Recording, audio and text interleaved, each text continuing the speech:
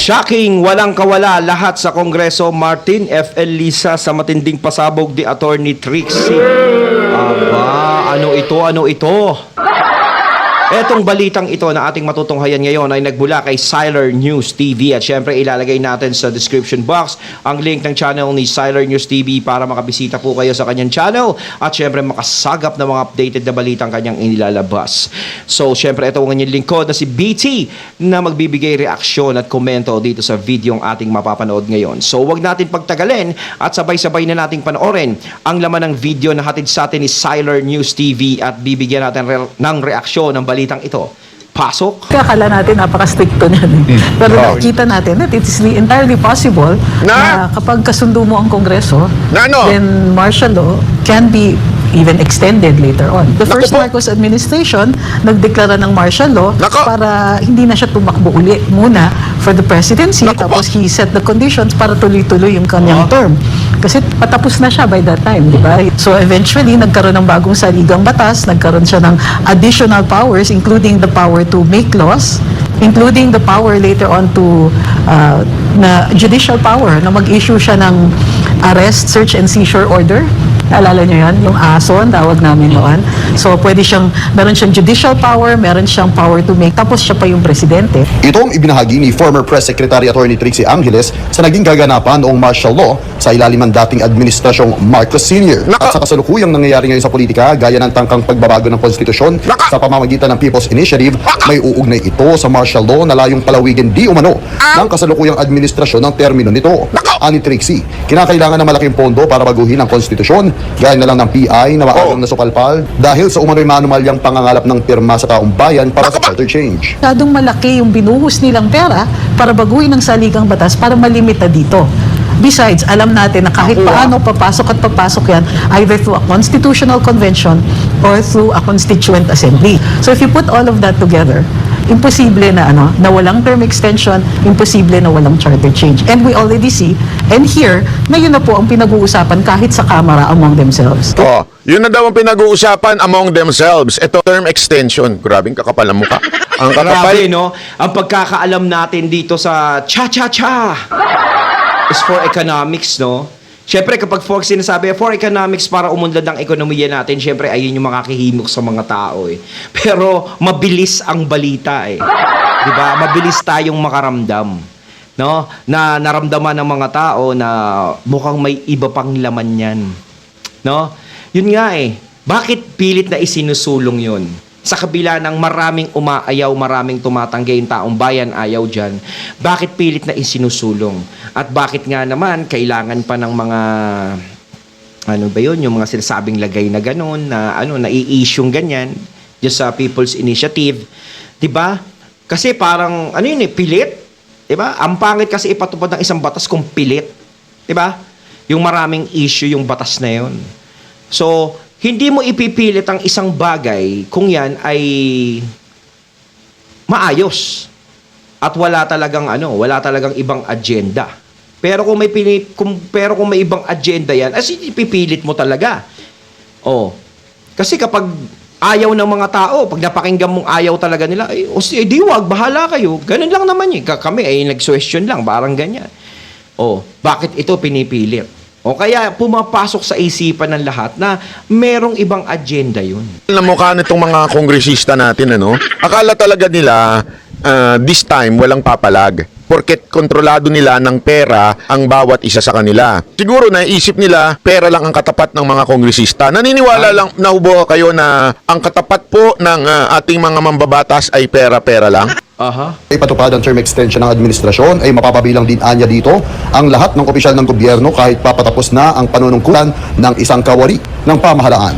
Para sa Diyos at Pilipinas kumahal, Franco Baranda. Alam nyo, paano ho ba may papatupad itong martial law? Alam nyo, ang pwedeng kumontra ho kay Marcos just in case i-declare niya yung martial law.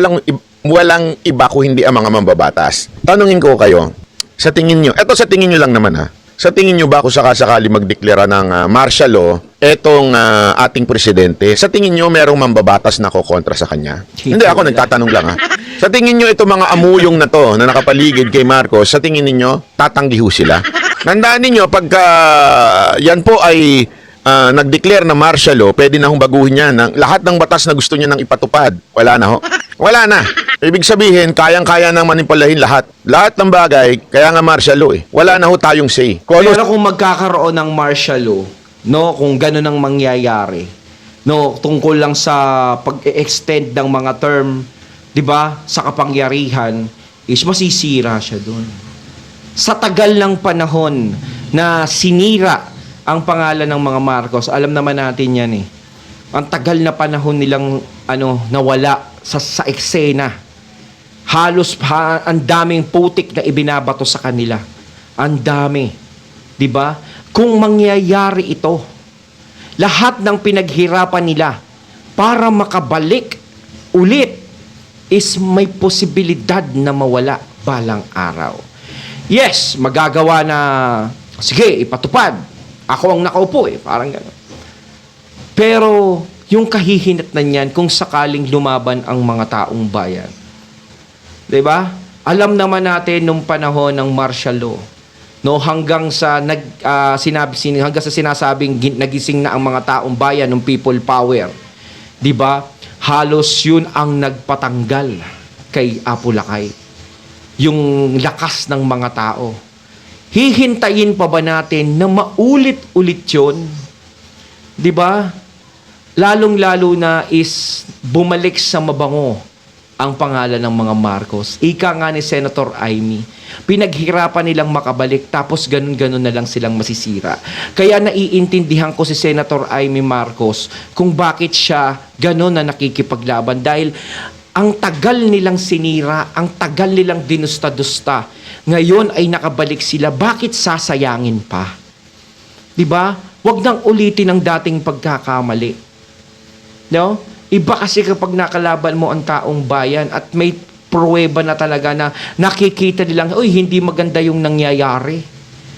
Talagang nakikita, mahirap yung ganun. Kaya sana is mag-isip ang ating Pangulo sa kung anumang suhestyon na ibinibigay sa kanya dapat. No? Para ito sa kanya. Siyempre para sa pangalang Marcos eh. No? Kasi ganito yan. Parang gumagawa yung mga nakaikot sa kanyang mga alitap-tap ng paraan para mawala sa eksena ang mga Marcos at si VP Sara.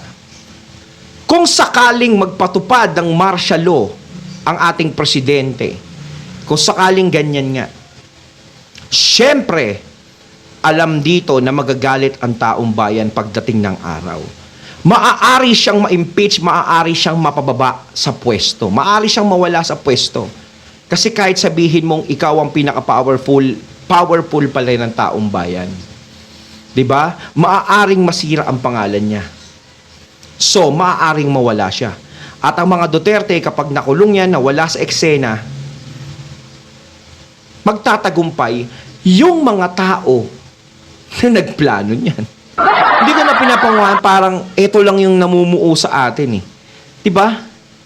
Kapag nawala ang Marcos at Duterte, sino pa ang magiging kalaban ng bagong papasok o ipapasok nila sa eleksyon? Eh di wala na. Wala nang malakas na kalaban. Eh di sila na naman ang mangingibabaw. Kasi wala na yung kinatatakutan nila eh.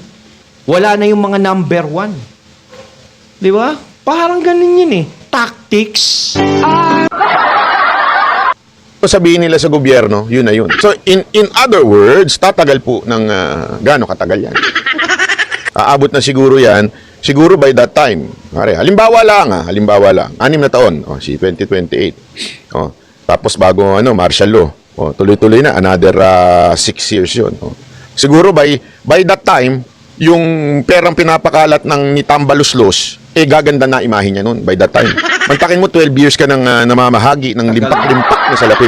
Hindi lamang po sa mga vlogger, di umano, pero may umamin na. Pero di umano naman na siya yung nagbayad. Hindi pa naman tayo sigurado kung siya yun. Pero sino pa ba? Hindi lang tayo sigurado. So in 12 years, by that time siguro sa dami ng vlogger na humahalik sa kanilang puwet, sigurado maganda na imahe niyan. Di ba? After nun, pwede na siyang tumakbong presidente. Malamang sa malamang, dahil napaganda niya, nabili niya na lahat ng network, lahat ng media, except ang SMNI, sure na yan. Maganda na imahe niya by that time. By that time, Pagtakbo niyang presidente, 6 na taon. Oh, that's another, bali total of 18 years. Wala na, no? Wala na siyang kalaban nun pag tumakbo siya. So parang ano naman, no? Tiwala talaga sa sarili na, mananalo na ako sa susunod. Ay, nako. Talaga lang. 22. Diba? 666. Oy, naku, demonyo na yun. Sakto-sakto, pandemonyo yung ano. In 3 term na 6 years. So, that's 6, 12, 18 years. After nun, pwede na siguro tumakbo si Sandro Marcos. So, another 6 years. Kontakin mo, that's 24 years. Sa kanila na lang umikot yung istorya, eh, no? Under the leadership of this government. Kayo, kung masaya naman kayo ngayon, kayo ba, ito mamamayang Pilipino, kayo ho ang tatanungin ko, kayong mamamayang Pilipino ang tatanungin ko, masaya po ba kayo ngayon? Kung masaya po kayo ngayon, masaya kayo sa laglag bala, masaya kayo sa surot, masaya kayo sa taas ng presyo ng bilihin, sa mahal na bugas, kung masaya kayo sa daga, kung masaya kayo sa kaliwat ka ng riding in tandem, kung masaya kayo, tuloy-tuloy natin to for another how many years? 24, di ba? Gawin na natin 24 years na ganito. Hanggang ang itsura na ng Pilipinas yung tipong merong nang naglalakad na mga bangag sa kalsada. Gusto niyo yun? Yung tipong yung mga mayayaman, sobrang yayaman na at untouchable na sila. At tayo mga nasa middle class. Yung mga mahihirap lang nung naghihirap, yun ang kawawa, yung mga kababayan nating naghihirap. 'Di ba? Mahirap na lalo pang naghihirap. Lalo na sa taas ng bilihin ngayon. No? Okay lang sana kung merong term extension kung ang problema ng bansa natin ay patuloy na nalulutas. Ibig sabihin, ginagawa ng maayos ang problema sa atin. No, sinusolusyonan. So syempre kulang pa tong taon na to, kailangan mag-extend tayo para mas maganda yung magawa natin. Okay lang sana kung ganun kahit for life na Kaso nga lang kung napapansin na ganito pa rin, parang walang pagbabagong nangyayari. Ano pa para mag-extend? Hindi ko naman sinasabing syempre yung Pangulo natin, nire-respeto ko yan di ba? Ako naman kasi kahit naman sino yung Pangulo, kahit naman tayo sa Pangulo, medyo hindi na maganda yung kahit kay Pinoy, ganyan. Nare-respeto ko yan. Siyempre, rumispeto tayo sa mga nakatatanda sa atin. Ganun yan. No? Nire-respeto ko ang kanilang desisyon. Pero pag eleksyon, ay wala na tayong bahala kayo. Boboto ko na kung sino yung gusto ko. Nasa mahirap na. Gusto nyo? Kayo hong bahala. Kung gusto ninyo, wala naman po problema, wag na ho kayo magsalita. Tumahimik na lang kayo, sabi nga ni Makabobo. Tumahimik na lang tayo. Suportahan na lang natin ng gobyerno kahit puro katarantaduhan ang ginagawa. Ganun ang gusto nyo mangyari sa isang Republic of the Philippines. Republic tayo So may kalayaan tayo magsalita. Inang Republic yan. Hayop talaga. Sa lagay na yan, nauna ka na ha. Nauna ka pa na yan. Paano kung hindi ka pa nauna? Ayun, natating nato ngayon ang video na nagbula kay Siler News TV. At syempre nato ngayon natin ang boses na yun na nagbula kay Banat Bay. Ayan, nakakatawa. Pag nare-reaction natin si Banat Bay. Totoo naman yun, no? Kayo mga katunay, talaga ba sang-ayon kayo sa term extension? Alam ko, hindi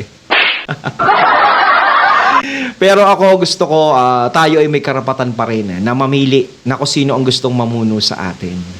No? Kasi nagsusubok-subok tayo yan Kung sino talaga yung mailuluklok natin na karapat dapat talaga at makakaresolba ng mga problema natin, parang napakalabo pa sa ngayon.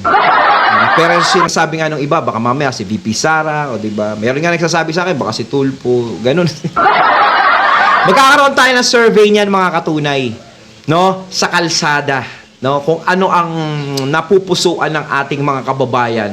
Kahit malayo pa yung 2028 election, tayo ang maggagawa ng ating survey. Ayun, abangan nyo dito sa channel natin, mga katunay, at panoorin nyo kung sino yung mga tao na yun na kakausapin natin, no?